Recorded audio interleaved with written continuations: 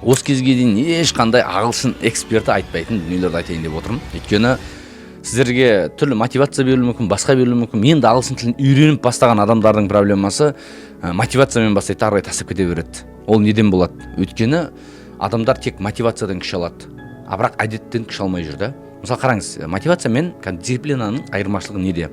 Мотивация деген ол сенің ішіңде от бар кезде бір нәрсені істеу, дисциплина деген сенің ішіңде от болмаған күннің өзінде сол әрекетті істеу. Түсініп тұрсыздар ғой? Мәселе осыда, яғни көбіне жетістікке жеткен адамдарды қарасаңыздар, дұрыс әдеттер қалыптастырған, сол дұрыс әдеттің арқасында жетістікке жетіп жатады. Сол үшін де мынау Джим Ронның айтатын сөзі бар да, мотивация дейді, ол бір істі әрекетті бастауға көмектесетін шығар дейді. Бірақ әдет, дисциплина оның жетістікке жетуіне, яғни сол алға қойған мақсаттың жетуіне көмектеседі дейді. Одан кейін тағы бір дүние бар.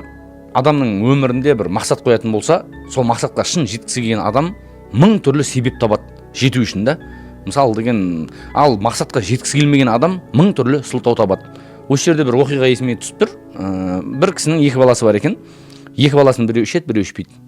Сөйтіп сұрапты, енді ішетінен сұрапты, сен не үшін ішесің депті. Сөйтсе баласы айтты, мен ішемін, өйткені әкем ішкен депті. Ал екінші баласын сұрапты, сен ішпейсің ғой, не үшін ішпейсің десе, өйткені менің әкем ішкен депті. Ойланып қарасаң, екеуінде де бір ситуация. Ол ішетін адам не дейді, менің әкем ішкені үшін іштім дейді, ол не істеп жатыр, сылтау тауып жатыр. Ал ішпеуге сылтау тапқан дейді, менің әкем ішкені үшін мен ішпеймін дейді. Яғни адамның өмірде жалпы жетістікке жетуіне тікелей байланысты дүние, ол өзінің өмірге деген қарым-қатынасы, реакциясы. Сондықтан да болып жатқан дүниеден сіз сылтау іздемеңіз, соны болып кететін бір себеп іздесеңіз, сол кезде бір нәтижеге жетуге болады. Қараңыздар, ағылшын тілін үйренген, мысалы Айбекпен, яғни сіз деп айтайықшы, сізбен ағылшын тілін үйренбейтін сіздің айырмашылығыңыз неде? Мысалы 2 тұр да, А точка, Б точка. Б точкаға жету үшін не сізді ажыратып тұр? Ажыратып тұрған бірақ нәрсе бар, ол дисциплина. Сол үшін күнделікті еңбек етіп, күнделікті осы бір білім алуды әдетке айналдырмасаңыз, ешқандай жетістікке жету жолы жоқ. Мысалы кайдзен дейді, бірақ көп адам кайдзен түсіне бермейді. Кайдзен деген күннен күнге жақсарып отыру, және мысалы жетістікке жету жолында тынбау. Осылайынан бір жетістікке жетуге болады да. Сол үшін мен мысалы жалпы үйреніп бастаған ағылшын тіліне шынымен енді кіріп жатқан адамдарға айтарым, тек мотивацияға сеніп қалмаңыз. Мотивация деген дүние ол 3 күн 4 күн жанады, ары қарай өшіп қалады. Өмірде өте көп адамды білемін мен 3-4 күн жанып өшіп қалған. Ал бірақ дисциплина, әрекет, әдетке көшкен адам ешқашан өшпейді. Сондықтан да өмірде сізді басты алға қоятын мақсат ол не? Бір әдеттерді қалыптастыру. Әдет қалыптасқан кезде адам өз мақсатына жетеді. Ешқандай ағылшын тілі мұғалімі айтпайтын бір дүниені айтқым келіп тұр. Кез келген әлемдік мен деген Шейн Диксон болсын, басқа болсын, мықты мұғалімдердің өздері сіздің миыңызды ашып ағылшын тілін құйып бермейді. Есен шығармаңыздар дәл осы нәрсені. Өйткені адам өмірінде бір бағана болады ғой, мен көп ақша төлесем, не үшін адамдар қымбат курстарға ілініп қалады? Өйткені ойлайды, мен соған қымбат ақша төлесем, маған ол сол миымды ашып құйып береді екен деп ойлайды да. Ешкім сіздің миыңызды ашып құйып бермейді. Сіз дұрыс әдет қалыптастырып, дұрыс әрекетке көшпесеңіз, ешкім миыңызды ашып құйып бермейді. Өмірде ағылшын тілін үйрену болсын, басқа сала болсын, барлығында сізге ментор деген адам жол сілтейді, жөн сілтейді. Сіз мысалы бір адам болуы мүмкін 5 жыл бойы ағылшын тілін үйрену мүмкін, нәтижеге жетпей болуы мүмкін. Өйткені ол өз алдына бастаған еш дұрыс емес жолдармен жүріп келе жатыр. Ал егер ментор болатын болса, ол ментор сізге қалай дұрыс жолда жүру керектігін, қай жолмен жүрмеу керектігін үйреткен кезде, сіз сол кезде ертерек жететін боласыз. Мысалы, айталық мен осы Алматы қаласына, мысалы Тараз қаласына жетуім керек болатын болса, дұрыс жолмен жүрсем, өте ерте баруым мүмкін. Ал бірақ ойлы қырлы жолмен жүретін болсам, ол жерге жетпеуім де мүмкін.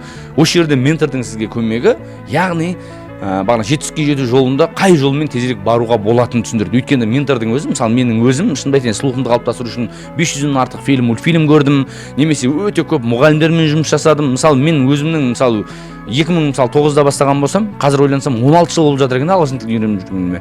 Бірақ әлі де тоқтаған емеспін. Өйткені тек қана тұрақсыз даму ғана адамды алға жетелейді. Ешқашан бір орында тұрып қалмаңыз. Өйткені адамдардың басты проблемасы не екенін білесіз ба?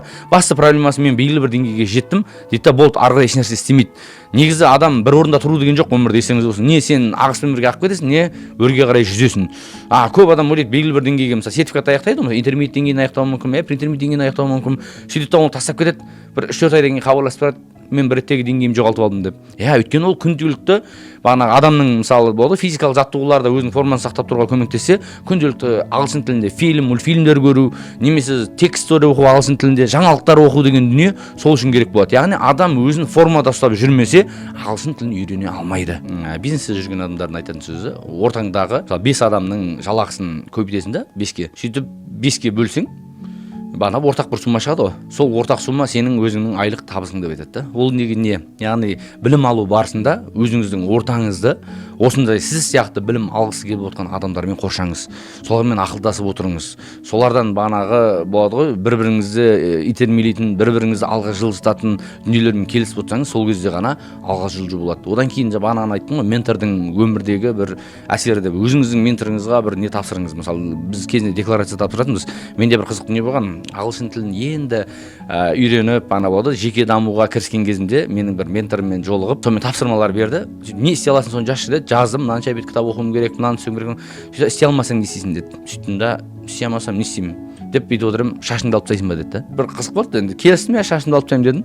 Сөйтіп ана бір дүниенің мен 80-90% істедім, бірақ толық 100% істей алмадым. Сөйттім да, менің өзімнің қарындасым тұрмысқа шығатын кезде шашымды алып тастадым ғой. Тойда кәдімгі тақырбас болып барғам ғой. Бағана болады ғой, ұзатуда тақырбас болып жүрдім да. Бір қызық дүние, адам өмірде жетістікке жету үшін сен бір дүниелерді құрбандыққа шалмасаң, бір дүниелерді тәрк етпесең, сен жетістікке жете алмайсың. Бірақ сол 80-90% атқарылған қызметтің өзі менің өміріме өте қатты әсер етті. Сол кездерде есімде, мысалы, Good to Great деген кітап бар, мысалы, атқарушы великому деген. Сол кітапты бітірдім соның арқасында. Немесе деген Сет Годиннің, мысалы, деген Purple Cow деген кітабы бар, яғни фиолетовая корова деген. Сол кітабын бітірдім. Ойланып қарасам, сол кездің өзі маған Цель деген кітап бар, мысалы. Сол кітапты бітірдім, Илаху Голдраттың, қателеспесем.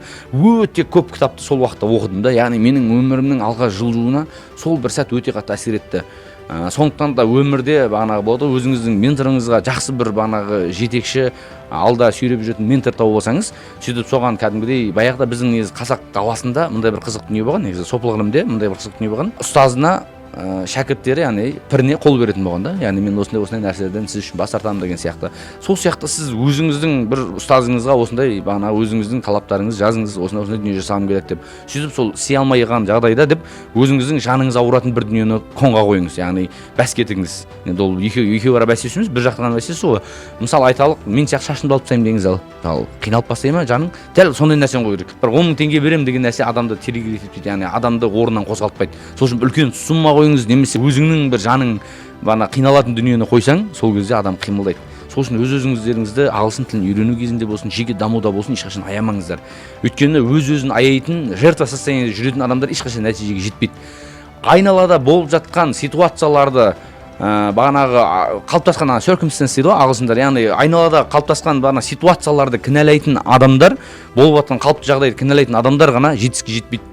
Өйткені не істейді, мысалы деген, мен оянар едім, мен ешкім оятпайды, немесе мен осы бір универге түсірем, мен универге түсетін қолдайтын әке-шешем жоқ деген сияқты бір сылтау айтатын адамдар көп. Айтып жатырмын ғой, нәтижеге жететін адам сылтау айтпайды, себеп табады. Нәтижеге жеткісі келмеген адам не істейді? Сылтау табады. Сондықтан да өмірде мен қанша адамды білем. Бағанағы даже Инстаграмға кіріп көрсеңіз, мысалы, мықты бір белгілі, мысалы, қаржысы бар адамдардың несіне кіріп комменттеріне қараңызшы. Бағана өмірде өз-өзін аяйтын адамдар жүреді астында. Бана болады, сіз сияқты ағам болғанда мен де көтеріліп кететін едім, немесе сіз қолдасаңыз үйтіп кететін едім деген сияқты. Сен оның қолдайтын әлі деңгейіне жеткен жоқсың, егер ол адам қолдамаса. Демек, сол деңгейге өзің жеткізу керексің, сол кезде ғана қолдайсың. Мысалы айталық, мықты блогерлер бар, оларға рекламаға тұру үшін мықты брендтер кәдімгідей очередьке тұрып күтеді, кәдімгі соның бағанағы реклама ұсынғанын, немесе болады рекламаға келісуін. Ал бір блогерлер бар, олар өздері брендтер іздеп жатады. Яғни ол сенің деңгейіңе байланысты. Демек, сен бір деңгейде емессің ба? Мысалы, саған ел көп сумма төлеуге дайын емес па біліміңді алуға? Демек, сен ол жағдайда әлі дайын емессің. Ол неге деңгейге жеткен жоқсың. Түсініп тұрсыз ғой? Негізі сөзімізді ағылшын тілін үйренуге бастадық қой, бірақ тек ағылшын туралы емес, бүгін жалпы адамның жеке мотивациясы туралы, адамның жеке өмірдегі әдет қалыптастыру, дисциплина туралы бір айтпасам, бағанағы тек қана жасылды, қызылды бір керемет өмірді көрсетіп жатыр да қазір ағылшын тілін үйретіп жүрген адамдар. Ондай емес қой, ешкім миыңызды ашып қойып бермейді. Басты сіздің тарапыңыздан еңбек қажет етіледі. Байқайсыздар ма, жалпы қазір мотивационный дүниелерді қарасаңыздар, сенің өзіңе байланысты екендігін бағанағы түсіндіретін, мысалы коучтар болсын, тренер болсын, өте аз. Мысалы мен Джо Диспенза болсын, Джим Рон болсын, мысалы деген иә, бағана Белфорд болсын, мысалы көптеген бір мықты дүниелерді ағылшынша тыңдаймын да. Сол кезде менің түсінгенім, адам күнде өзімен жарысу керек қой. Мысалы ана Қуаныш Шонбайдың екінші болма деген кітабын көп адам оқыған болуы мүмкін, бірақ екінші болманы көп адам түсінбеді. Не үшін екінші болма десе, бірінші бол деген сөз ғой дейді. Ол жерде ешқандай бірінші бол деген сөз жоқ. Бұл жерде не? Сен және өзіңнің идеал бағана формаң бар да, идеал бағана нұсқаң бар миыңда. Болады ғой, мысалы деген жай Айбек бар, және идеал Айбек бар, ойыңдағы Айбек. Сол ойыңдағы Айбектен қалып қойсаң, сен оны значит екінші болдың. Демек, екінші болма деген осы ғой, яғни сен ойыңдағы идеал нұсқаңнан қалып қойма деген сөз да. Сол екінші болма. Түсіндіңіз бе? Сондықтан да адам өмірде екінші болмау керек та, яғни өзінің несінен. Не үшін адамдарда енді бір дамуға кіріскен адамдарда мындай проблема болады, байқайсыздар ма? Өздерін өзге біреулермен салыстырады. Бұрындары бізде ауылда бір бай болатын, бүкіл ауыл өзінің байлығын сонымен салыстыратын. Түңілсе де соған салып түңіледі, немесе бір үміт етсе де соңғындай байы күтімде үміттенеді. Бірақ қазір Инстаграм әлемінде біз бұрын бір адамды көріп жүрген болсақ ауылда, қазір өте көп та не істейміз, адамдарда Инстаграмның бағанағы эффектісі да ол. Адамдар не істейді, анау жақсы өмір сүріп жатыр, мынау жақсы өмір сүріп жатыр, успехтің нелерін көргеннен кейін адам мотивациядан айырылады. Бірақ осы жерде сіздің өзіңіздің қарым-қатынасыңыз. Яғни мен де осы сияқты болғым келеді деген болуы мүмкін, немесе мен неге ондай бола алмаймын деген сияқты бір дүние болады. Сол үшін жарысатын бір адам бар, ол сіздің өзіңіз. Яғни өзіңізді өзіңізбен салыстырған кезде ғана өзіңізді кешегі сізбен бүгінгі сіздің айырмашылығыңыз болмаса, демек сіз дамып жатқан жоқсыз. Түсініп тұрсыздар ғой? Сол үшін үздіксіз білім алу тоқтатпау керек. Өзіңізбен жарысыңыздар, тоқтамаңыздар, алға жылжыңыздар. Сол кезде ғана белгілі бір нәтижеге жету болады. Бүгінгі осы видеомызда біз көрінген мұғалім айта бермейтін дүниелерді айттым деп ойлаймын.